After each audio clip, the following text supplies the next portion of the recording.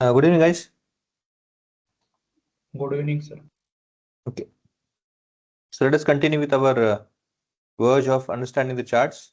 Now, यहाँ पे भी जैसे आपको फर्स्ट जैसा ना फर्स्ट हमारा जो रिकॉर्ड है, जो हमारा फर्स्ट रो है जिसमें कि डिफरेंट डिफरेंट चार्ट्स है हमारे, तो उसके बारे में हम पहले जानने थे कि कैसे कैसे यूज करना है, बेसिकली इनपुट कैसे देना है उसे।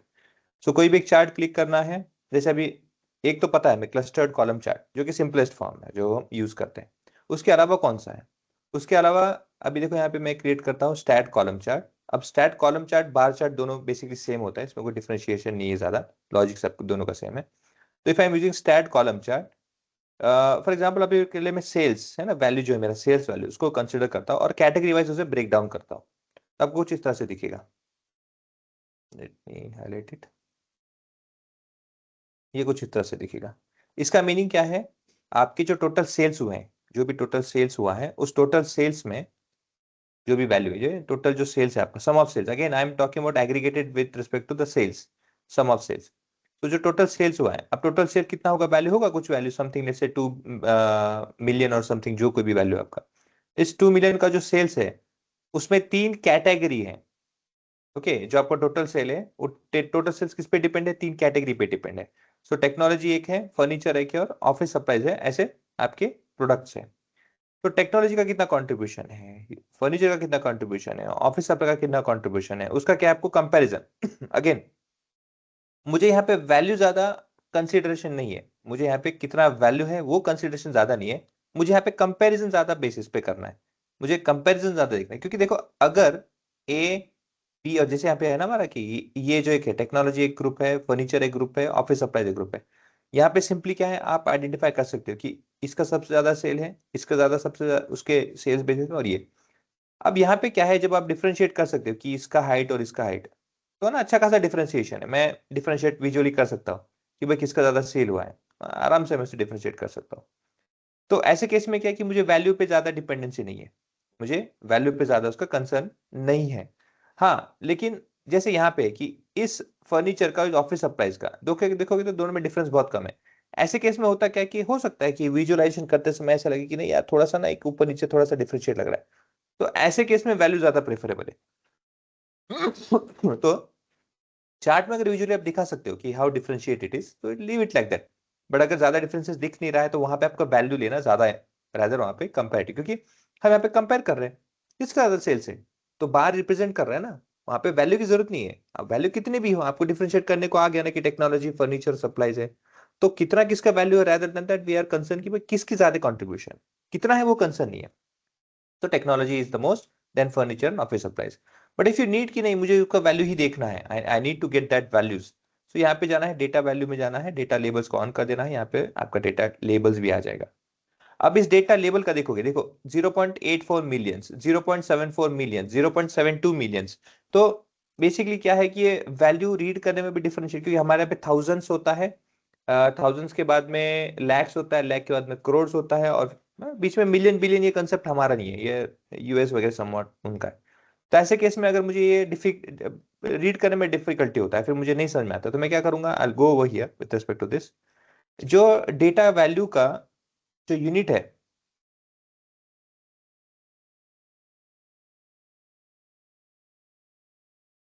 एक्स एक्सिस में, एक्सिस का इसका जो वैल्यू का यूनिट है, देखो यहाँ पे मैं इसको छोटा, जो जरूरी नहीं है उसको, ये वैल्यू वैल्यूज, ये नहीं मेरा टाइटल, नहीं लेआउट, नहीं एक्सिस में ना, हाँ एक्सिस में जो मेरा यूनिट है, ये रेंज की जरूरत नहीं है, ये वाला यूनिट्स है, देखो ये यूनिट्स है, ये नन कर देता हूं मैं। So this is value. Okay, now इसे मैं थाउजेंड में भी कर सकता हूँ, थाउजेंड में कुछ इस तरह से दिखाई देगा। मुझे अगर इसे करना है मिलियन में, तो मिलियन में आएगा, इसे बिलियन में करना है बिलियन में। ना, अगर मुझे लॉजिक क्या होता है, देखो अगर मुझे उस वैल्यू को ना एम्फसाइज करना है, ऐसे दिखाना है कि इट हैज अ वेटेज, तो जितना बड़ा नंबर रहेगा दिखने में, सामने आंखों के सामने जितना बड़ा नंबर दिखता है, ओके, तो क्या होता है कि उसका वेटेज बढ़ता है। अब यहाँ पे 0.84 मिलियन, बस मिलियन, दैट्स फाइन, इतना ही लगता है। बट उसी वैल्यू को मैं इस तरह से कर दूंगा, तो जो आप रीड करोगे, okay, 8,36,154, oh that is a huge value. 7,42,000, या ओके, 7,90,000 समवॉट, हाँ इट्स गुड। सो वेटेज बढ़ता है। If you have to emphasize that value, उसे इस तरह से ओपन रखे। और अगर इतना कुछ मायने नहीं रखता है, बस डिफरेंशिएशन के लिए था मेरा, इसमें कुछ ज्यादा कंसर्न नहीं था। I just need to differentiate कि कितने हैं। सो मिलियन में भी रखोगे तो यस आई कैन डिफरेंशिएट। एक 0.84 मिलियन है, एक 74 मिलियन है और एक 72 मिलियन है। सो डिफरेंशिएट करना है, दैट इज ऑल्सो फाइन। सो इस तरह से क्या आपका कॉलम चार्ट क्रिएट होता है। यही आपका क्लस्टर चार्ट भी होगा, it will go with the same cluster chart also, इसमें कोई अलग नहीं होगा। फिर इसे हम स्टैट कॉलम चार्ट क्यों कहते हैं? Yes there is a reason for that. If I add let's say segment, sub category breakdown होगा, मैं पहले सेगमेंट करता हूं आपको। सेगमेंट को उठा के मैं लेजेंड में डाल देता हूं। यहाँ पे लेजेंड में देखो, अब यहाँ पे हुआ क्या। टेक्नोलॉजी जो हमारा एक सेगमेंट है कैटेगरी में से, वो अलग अलग सेगमेंट्स में सेल होता है, वो अलग अलग सेगमेंट्स में सोल्ड आउट होता है। तो यहाँ पे आपको पता चलेगा कि जो कलर बेस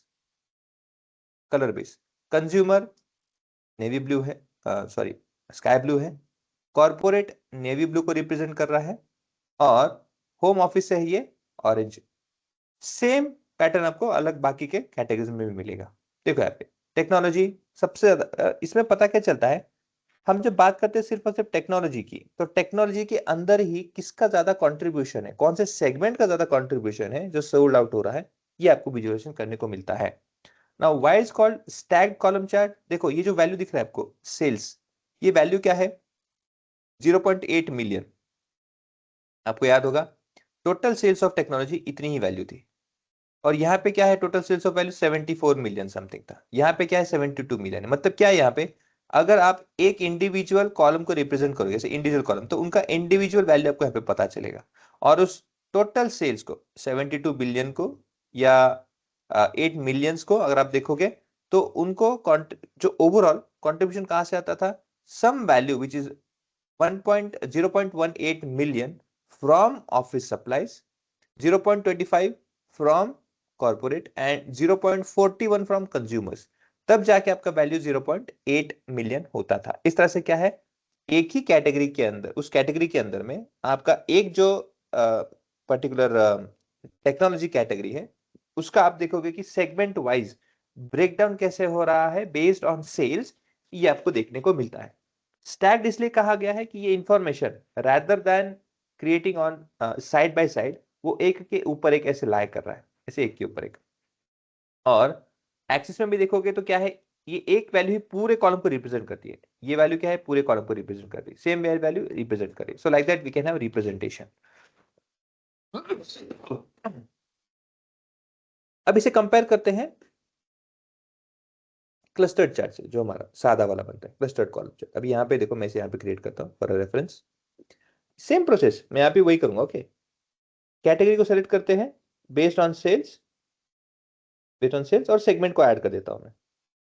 ये इस तरह से आता है। देखो डिफरेंशिएशन क्या है, दोनों में कंपेयर करो। देखो यहाँ पे साइड बाय साइड है, और एक्सिस बेसिस में आप कंपेयर करोगे। मैं इसे क्या करता हूँ ना, इसे थोड़ा सा एनलार्ज करता हूँ, यहाँ पे लिखिए, इसे थोड़ा सा एनलार्ज ऐसे करता हूँ, और इसको भी थोड़ा सा एनलार्ज ऐसे करता हूँ।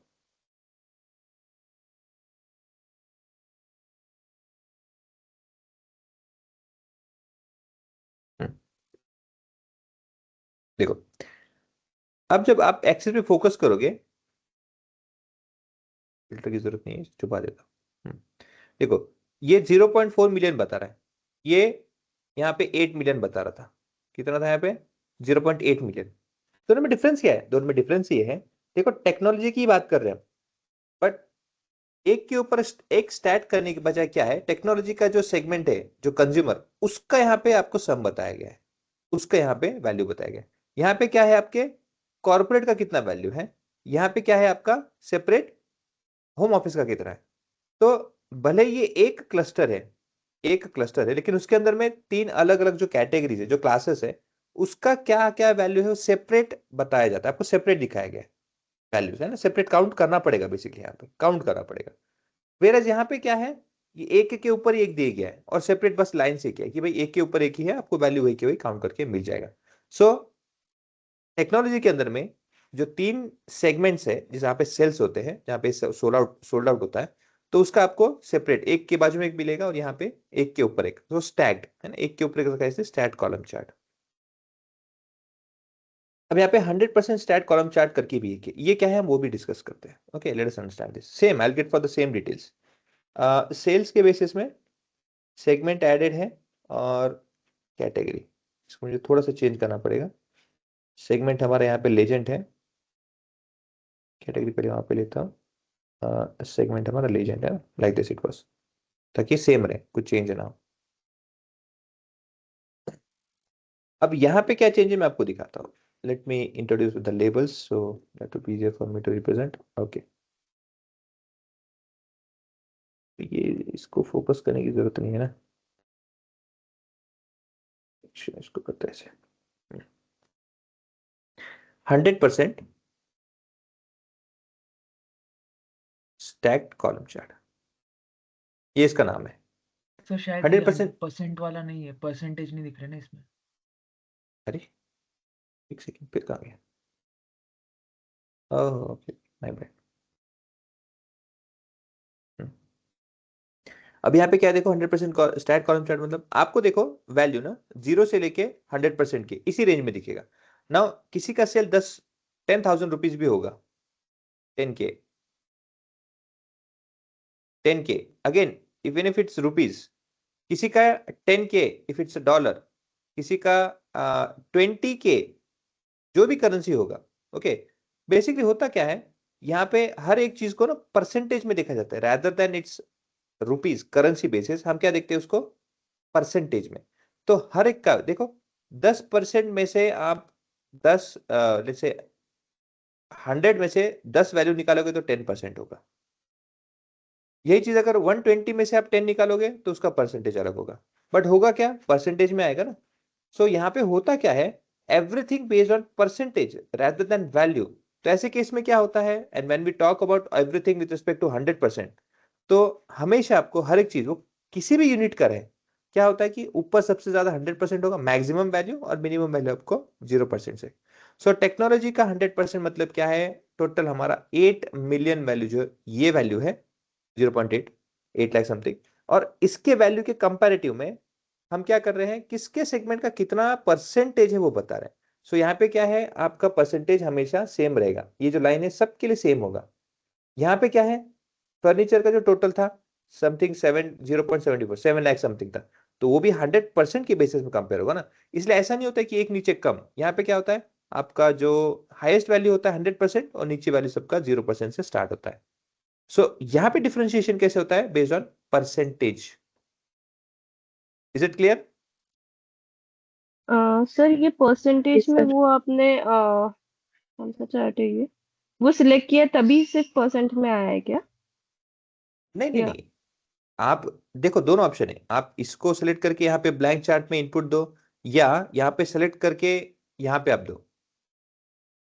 मतलब देखो, आप अगर डिफॉल्ट यूज करोगे तो आपको हमेशा कॉलम चार्ट आएगा ना क्रिएट करके, हम्म आप वहां से नहीं क्या नहीं करोगे फिर। नहीं, मैं हाँ क्वेश्चन इज कि कैटेगरी सेल्स और सेगमेंट ये अभी तक के जितने तीन विजुअल्स बनाए हैं तीनों में अपन ने वही सिलेक्ट किया था, राइट? हाँ, same same same but correct इस केस में परसेंट में आ रहा है तो वो सिर्फ चार्ट के वजह से ना, मीन्स आपने वो exactly exactly, okay okay. Yes yes, because of the chart, क्योंकि वो चार्ट ही क्या करता है सब वैल्यूज को परसेंटेज में दिखता है। जैसे पाई चार्ट होता है, पाई चार्ट क्या ओके करता ओके है, it always measures in percentage. 360।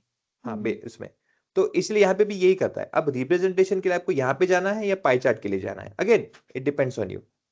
Okay okay, now these are the variants of column chart and bar charts. अगर वर्टिकल है तो उसे कॉलम चार्ट कहेंगे, अगर हॉरिजॉन्टल है तो उसे बार चार्ट कहेंगे, दैट्स ओनली डिफरेंस। बाकी यहाँ पे कुछ ज्यादा इतना डिफरेंशिएशन करने की नहीं है जरूरत। अब जैसे हमने कल ये भी देखा था कि किसी भी एक पर्टिकुलर चार्ट का, जैसे ये चार्ट्स है, इस चार्ट्स में हम इतने नहीं, हम इससे और ज्यादा भी इसमें कुछ फर्दर एनालिसिस करने के लिए कर सकते हैं। तो from here you can see further analysis, यहाँ पे आपको कौन सा लाइन ऐड करना है, कुछ कीजिए, जो भी चाहिए आपको बेसिकली यहाँ पे आप कंपेयर करने के लिए कर सकते हो। Now this was regarding column chart. Now remember, any time when you create a charts, make sure कि आप वहां पे लिखो उसको नीचे कि ये कॉलम चार्ट, ऐसे रीनेम जरूर करना है। ओके, कॉलम चार्ट्स, चार्ट्स करके सी एच, ताकि क्या होता है कि बाद में आप रिकॉल जब करोगे तो कौन सा कॉलम में या फिर कौन से पेज में कौन सा चार्ट है तो रिकॉल कर पाओगे। Okay, let's move for the next. ये अभी तक आया नहीं है, I am waiting for that's. ठीक है, अभी नेक्स्ट आता है लाइन चार्ट, है ना, क्योंकि उसके नीचे लाइन में है line chart, so I will name it let's say line charts. ऐसे कर देते हैं। अब मैं क्या करता हूँ, एक लाइन चार्ट को सिलेक्ट करता हूँ, एक ब्लैंक पेज यहाँ पे आके देखो, उसका बैकग्राउंड में जो है ना आपको वो भी बताता है, एक इंफॉर्मेशन दे देता है, हाईलाइट दे देता है कि भाई मैं कौन सा चार्ट अपने सिलेक्ट किया है, कौन सा यहाँ पे आने वाला है, what type of chart that will be created once you select those values. ये लाइन चार्ट दिखेगा, ऐसे दिखा देता है वो। सो मैं क्या करता हूँ अभी, सेम कैटेगरी पे क्लिक करता हूँ, सेल्स पे एक सेकंड, यहाँ पे मैं ईयर के बेसिस में करता हूँ, ओवर ईयर वो ज्यादा बेटर रहेगा ना। ये कौन सा है भैया मेरा, order date with respect to the sales,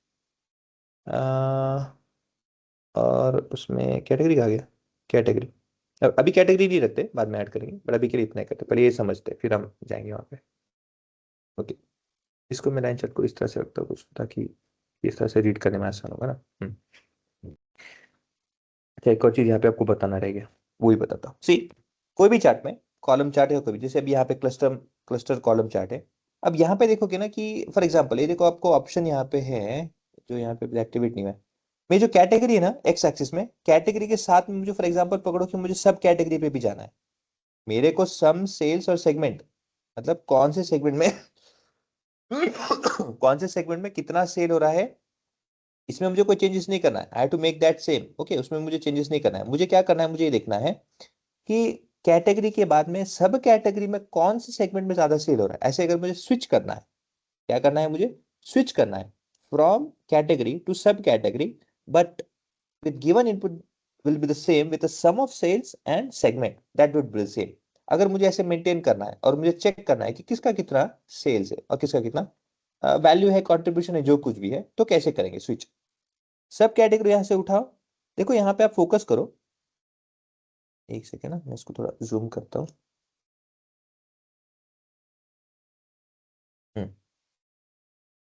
ये जो सब कैटेगरी है ना, मैं यहाँ से उठाता हूँ और देखो कैटेगरी की यहाँ पे लेके आता हूँ। देखो ग्रीन लाइन एक आपको हाईलाइट होती है।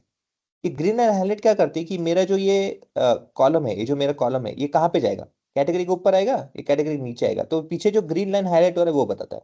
सो ग्रीन लाइन कहाँ पे है, अगर यहाँ पे छोड़ूंगा तो ऊपर आएगा।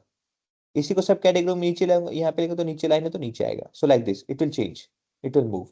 Okay, now once I have updated over here, अब क्या करना है मुझे, मैं पीछे आता हूँ।